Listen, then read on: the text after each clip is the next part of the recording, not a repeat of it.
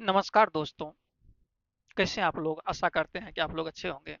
यहाँ पर जितने भी क्वेश्चन आप लोग को के बीच कराया जा रहा है, सब क्वेश्चन जो है किसी न किसी एक एग्जाम में पूछा हुआ क्वेश्चन है।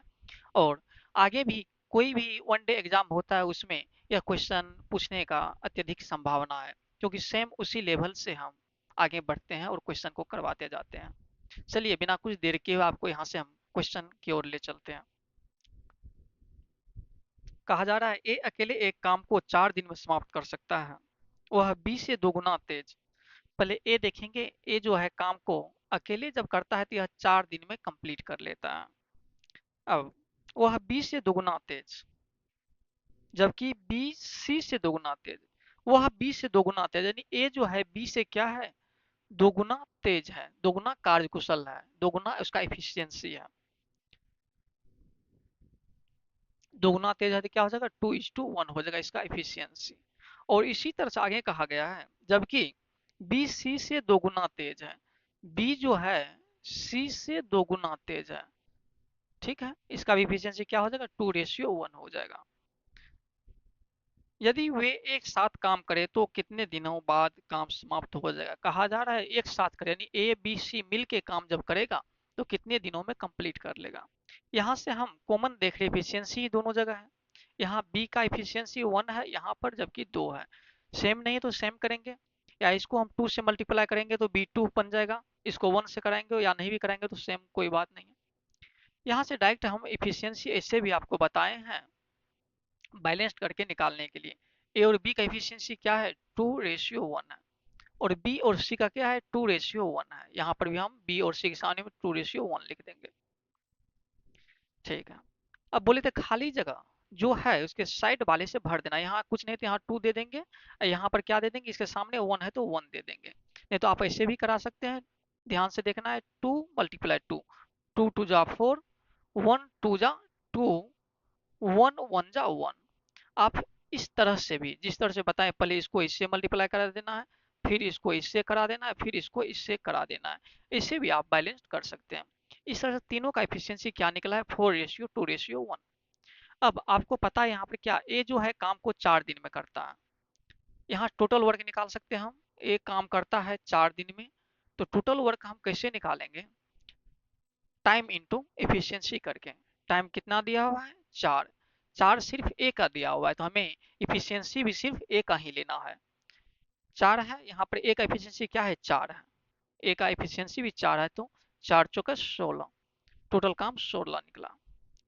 करवाना है किससे आपको, तीनों से मिलके काम करवाना है, यानी ए प्लस बी प्लस सी, तीनों मिलके जब काम करेगा तो टोटल काम है कितना, 16।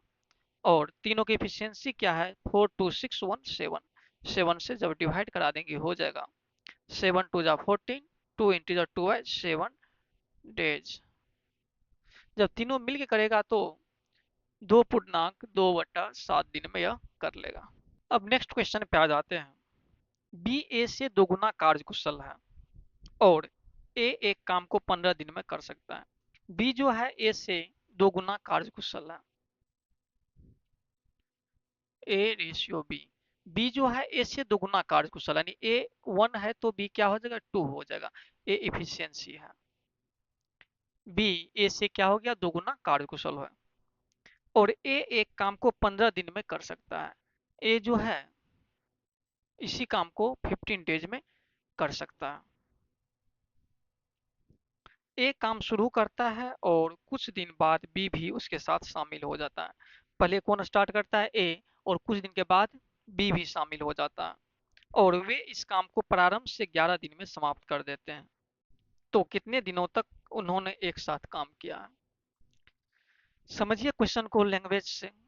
क्या कहा जा रहा है, ए और बी का जो रेशियो है 1:2, यानी ए जो है, बी जो है ए से दोगुना कार्यकुशल है। ठीक, एक काम को अकेला जब करता है तो 15 दिन में कर सकता है।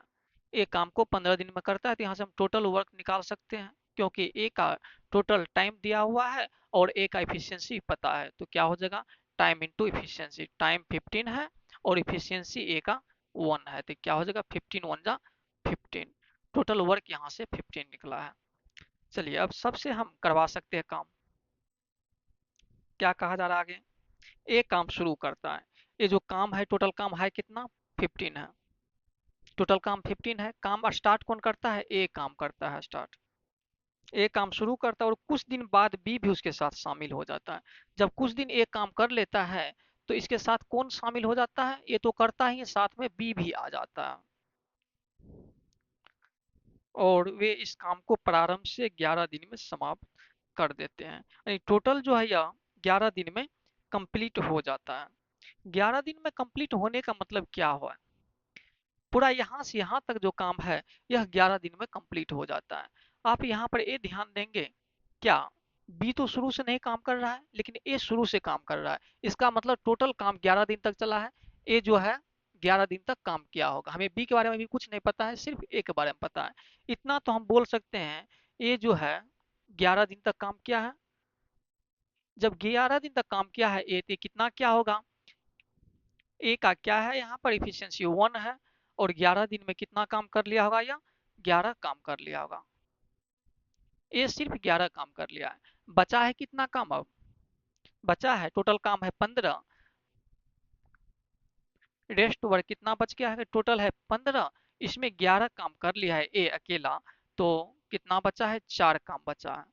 ये जो 4 काम है, 4 काम तो दोनों मिल के क्या है?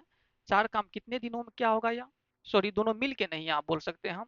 ए का तो पूरा निकाल ले। ए यहाँ पर भी जो क्या है ए भी निकाल ले, और यहाँ पर भी जो क्या है ए भी कर लिए हैं। क्योंकि टोटल 11 दिन तक काम चला, इसका मतलब ए 11 दिन काम किया।